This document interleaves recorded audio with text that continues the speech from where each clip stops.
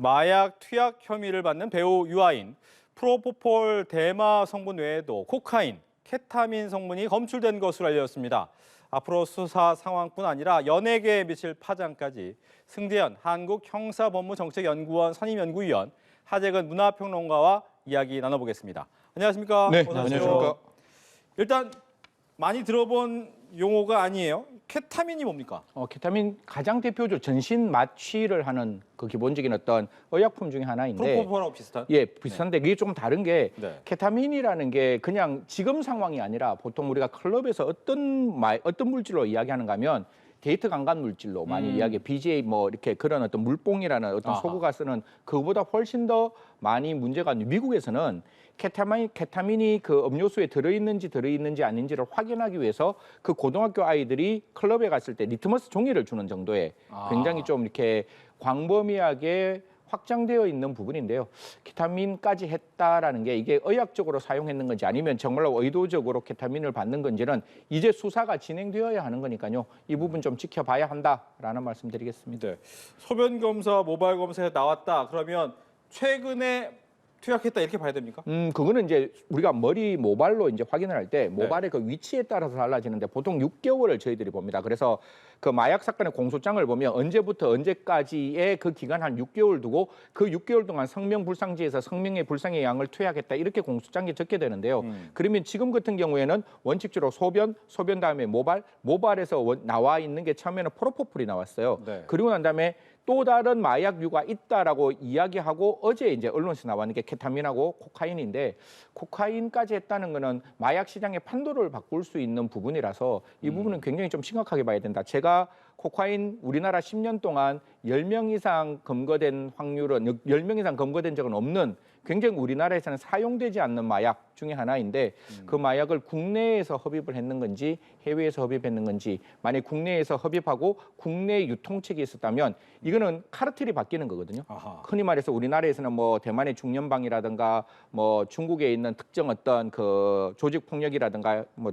일본에 있는 아까 뭐 말을 해버렸기 때문에 야쿠자라든가 이런 이야기가 나오게 되는데 네. 이건 남미에 있는 카르텔이 우리나라에 들어왔다라는 시그널도 될 수 있는 거라서 굉장히 좀 심각한 상황 아니냐. 이거는 언제 어디서 어떻게 했는지 반드시 찾아야 한다는 말씀드리겠습니다. 예. 하재근 평론가께 질문 드리면 예. 연예계에서 얼마 전 이제 돈 스파이크 때문에 한번 크게 움직였단 말이죠. 예. 그런데 유아인 배우까지 이런 일이 터지다 보니까 참 걱정이 많은데 일단 공식 입장을 내놓은 경우가 지난번에 없었잖아요. 이번에 어떻습니까, 유아인 배우는? 그러니까 이제 유아인 씨 소속사에서는 네. 원론적인 입장을 내놨죠. 뭐 성실히 조사에 임하겠다 이런 식의 원론적인 입장을 내놨는데 소속사에서도 사실 유아인 씨가 뭘 어떻게 했는지 일일이 다 알 수가 없잖아요. 아, 그렇죠. 그러니까 당사자가 얘기를 해야 되는 건데 정작 당사자인 유아인 씨는 지금 묵묵부답인 상황이고 네. 이게 이제 많은 사람들이 지금 말이 안 된다라고 이야기를 하는 게 뭐냐면 예. 유아인 씨가 그동안 여러 가지 사회적인 문제점이 있었을 때 기탄 없이 자기 생각을 얘기해서 그렇죠. 뭔가 개념 연예인이다 이렇게 찬사를 받았었는데 정작 자신이 이렇게 의혹을 받는 상황이 됐을 때 왜 아무 말도 안 하는 것이냐 이것 때문에 많은 사람들이 더 질타를 하고 있는데 네. 어쨌든 유아인 씨는 아직까지는 묵묵부답입니다. 일단 그러면 본인이 얘기하는 게 가장 맞는 방법이겠죠? 그렇죠. 그러니까 웬만한 사안이면 보통은 연예인을 소속사가 대리해서 대리인이다 얘기하는데. 얘기를 하지만 이 사안에 대해서는 사실은 소속사도 잘 모를 가능성이 높기 때문에 당사자밖에는 모르는 거거든요. 이런 불법적인 사안에 대해서는 그래서 유아인 씨 본인이 나서야 되는데 지금 말을 안 하고 있으니까 예. 더 많은 사람들이 답답해하는 거죠. 그렇군요. 특히나 아까 잠깐 이야기 나왔지만 코카인이라는 마약 같은 경우에는 우리나라에서 쉽게 접하기 어렵다라고 했단 말이죠. 그러면 그 말은 국내에서 구하기 어렵다. 국내에서는 안 쓰는 마약 중에 하나죠. 만약에 예를 들어 제가 마약을 한다라고 시청자 여러분과 한번 공감을 한번 해봅시다. 그러면 내 앞에 피자 한 판으로 살 수 있는 굉장히 손쉽게 내가 취득할 수 있는 마약이 있는데 굳이 코카인이라는 우리나라에 존재하지 않은 마약을 찾아가면서 할 이유는 전혀 없는 거잖아요. 제가 이게 수치로는 2018년에 22명이고 2021년에 7명 잡혔는데 여기서 제가 코카인에 대해서 작년에 한번 어떤 기관에서 이야기했는 게 작년에 43만 5천 그램 정도가 그 우리가 압수를 했어요. 이게 왜냐하면 다른 나라로 가는 경유지 마약을 우리가 압수를 했는 거거든요. 아하. 그러니까 이게 가장 많이 쓰이는 데는 호주예요. 가장 많이 나는 나라는 콜롬비아고. 그러니까 콜롬비아에서 그 마약의 코카인 잎을 어떻게든지 만들어서 그거를 정제된 물질로 만들어서 다른 나라에 수출하는데 보통은 미국에서 가장 많이 하고, 호주에서 가장 많이 하고, 그다음이 북미, 그다음이 남미가 되는데 우리나라에서 한 7명밖에 하지 않았다라는 거면 그 효능의 문제가 아니라 그거는 어떤 느낌인가 하면 제가 일천하고 일감적으로 이야기 드릴 수 있는 게 우리는 너희와 달라라는 의미가 될 수 있습니다.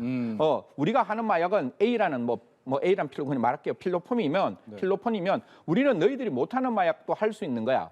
라는 의미에서 했는 건지 그러니까 아까 제가 그랬잖아요. 이게 어떤 형태로 코카인을 하게 됐는지는 분명히 굉장히 좀 적극적으로 들여다 봐야 되는 거 아니냐. 아까 제가 말씀드리다시피 우리나라의 유통망이 만들어져 있다면 이건 대검에서도 굉장히 크게 눈 부릅뜨고 좀 지켜봐야 되는 거 아니냐라는 말씀드리겠습니다. 예. 이 사안이 이제 연예계 전반에 또 영향을 미칠 수밖에 없는 사안이 될 수도 있다라는 생각이 들거든요. 어떻습니까? 그러니까 기본적으로 마약 수사라는 게 누구 하나 잡혔다고 이 사람 잡혔다 끝. 그게 아니라 그렇죠. 잡힌 사람을 기점으로 해서 타고 들어가는 것이니까. 근데 유아인 씨가 우리나라의 굉장한 스타로 안 그래도 활동 반경이 굉장히 넓은데 그럼 또 어디에 또 연결이 돼 있느냐 이걸 당연히 알아봐야 될 것이고 그다음에 또 이번에 굉장히 놀라운 것이 코카인이라는 이름이 등장했잖아요. 기존에 연예계 마약 사건 많았지만 보통은 프로포폴, 대마, 필로폰 셋 중에 하나였었는데 갑자기 코카인이 등장했으니까 그럼 이거는 뭐 예외적인 사례냐 아니면 우리나라 연예계에 정말 코카인이 들어온 거냐 이거를 수사를 해야 되는 거고 거기다 또 케타민도 등장했잖아요. 그동안 프로포폴 그러니까 이런 수면제 계통 그 향정신성 의약품이 주로 프로포폴 사건들이었었는데 갑자기 또 케타민이라는 이름이 등장하니까 이건 또 그럼 뭐 어떻게 퍼져 있는 거냐 이것도 지금 줄줄이 다 수사를 해야 될 것 같습니다. 그렇군요. 이제 어디까지 또 이야기가 될지 궁금해지는 사안이기도 한데 문제는 이 평상시에 유아인 씨가 화면에서 나왔을 때 한 행동을 가지고도 얘기가 많이 나오는데 이렇게 마약을 하게 되면 나도 모르게 나오는 행동 이런 게 생길 수 있습니까? 틱장애라고 보통 눈은 얘기 많이 해요. 눈동자는 다르다. 뭐 저희들이 술을 먹은 사람하고 뭐 이 말씀 드리면 좀 시청님 죄송한데 정키라 그러죠. 마약쟁이. 그 마약을 하시는 사람들하고 완전히 행동이 다릅니다. 이제 우리나라에서는 그 정키들의 행동을 잘 못 보는데 미국의 어떤 특정 주의 특정 거리에 가면 전부 다 사람이 특히 케타민 먹으면 좀비 마약이라 그래가지고 이렇게 걸어가는 모습도 이상하고 하는 행동에 똑같은 모습을 이렇게 하는 거. 만약에 손을 넣으면 계속 이렇게 어떠한 동작을 계속 똑같이 그렇게 틱장애가 발생하는데 지금 같은 경우에 이제 뭐 저는 그 당시에 지금 경찰에서 이야기했는 게 한 2년 정도 상습적으로 했는 거 아니냐 이렇게 의심을 하고 지금 나와 있는 인터뷰에 하는 모습들이 그 사이에 있던 모습이고 또 중간에 보면 이렇게 유아인 씨가 혼자 집에 사는데 뭔가 이렇게 그 어떻게 살고 있는지에 대한 약간 다큐멘터리 형식의 프로그램도 나왔을 때 약간 한 모습이 좀 보여요. 그러면 이제 마약의 가장 심각한 후유증 중에 하나가 기억력 상실이라는 것도 존재하고 내가 말을 하고 싶어도 말이 기억이 안 나는 거예요. 쉽게 말하면 내가 말하고 싶은 게 지금 필로폰인데 갑자기 필로폰이 머릿속에 기억나지 않으면 이런 생각을 할 수가 있는 거잖아요. 그래서 그런 과정이었느냐라고 본다면 전 두 가지라는 측면을 말씀드리고 싶죠. 정말 영화 배우 K 영화에 가장 앞서 있는 그 영화 배우가 국민의 인기를 먹고 국민의 신뢰를 먹고 있는데 저런 행동을 했다는 것은 반드시 저는 엄벌해야 된다라는 거지만 지금 상황이 이미 중독되어 있는 상황이라면 그 중독된 상황을 풀 수 있는 치료도 함께 해줘야 되는 거 아니냐. 마약을 파는 사람의 가장 첫 번째 타겟팅은 돈 많은 연예인이에요. 왜냐하면 처음에는 100원 주고 팔다가 나중에 1000만 원 주고 팔아도 하는 거거든요. 중독이 되면. 그래서 특히 재벌집 그 사람들 그다음에 돈 많은 연예인들은 처벌도 반드시 해야 되지만 꼭 중요한 거는 이 사람이 다시금 재범으로 마약을 하지 않도록 치료하는 것도 필요하다는 말씀드리겠습니다. 예. 일단 뭐 네 종류나 되는 마약인데 경찰 조사는 시작이 된 건가요?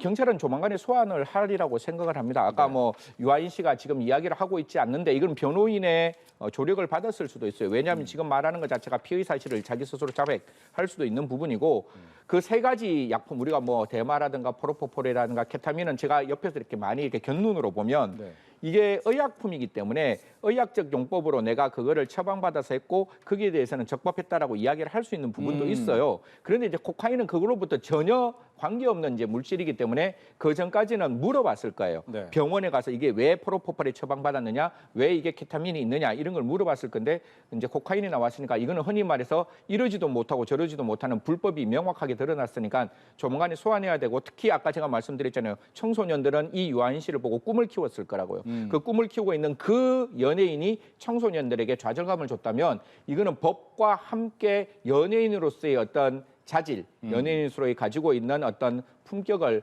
분명히 저버렸기 때문에 저는 반드시 수사 엄중하게 들여다봐야 된다는 말씀드리겠습니다.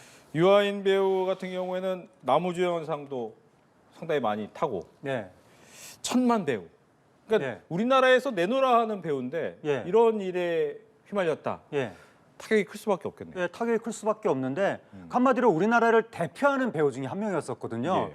그런 사람이 어떻게 이런 사건에 휘말리는지 정말 믿기지가 않는 거예요. 그러니까 대중의 그 주목을 한 몸에 받는 사람이거든요. 네네. 그런 사람이 어떻게 사생활, 그러니까 이게 지금 제기된 의혹이 다 사실이라면 어떻게 사생활을 이런 식으로 살아왔는지 주변 사람들이 다 몰랐는지 너무 황당한 건데 네. 이런 사례를 통해서 결국 우리나라 연예계를 향한 대중의 불신의 시선이 또 높아질 수밖에 없는 것이고 예. 그리고 유한 씨가 우리나라를 대표하는 한류 스타 중에 한 맞아요. 명으로서 존재감이 굉장히 크고 네. 활동 반경도 넓었는데 그런 유한 씨가 이번에 이제 이런 혐의가 만약에 사실로 드러난다면 결국 업계 자체가 타격을 받을 수밖에 없는 거고 예. 그리고 또 우리나라 연예계를 사랑하는 많은 분들이 유한 씨한테 그동안 찬사를 보냈었거든요.